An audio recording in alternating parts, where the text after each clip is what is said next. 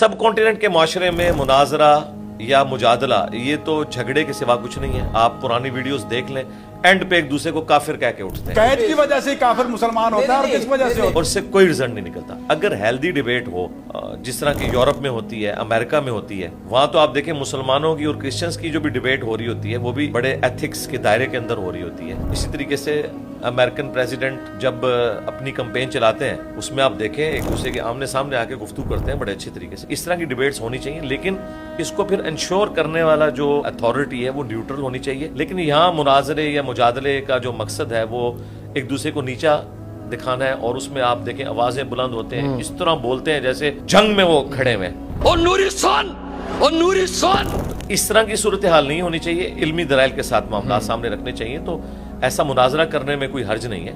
مناظرہ عربی زبان میں کہتے ہیں آمنے سامنے بیٹھ کے بات کرنا. ہمارے ساتھ لوگ جو کرتے ہیں انہیں یہ پتا ہے کہ علم کی دنیا میں تو وہ ہماری کسی بات کا جواب نہیں دے سک رہے, کیونکہ میں نے تو اپنے دلائل ان کتابوں سے دکھا دیے جو بیسک اہل سنت کی کتابیں ہیں, قرآن ہے, بخاری ہے, مسلم ہے, یہ ان کے مدارس میں پڑھائی جاتی ہیں.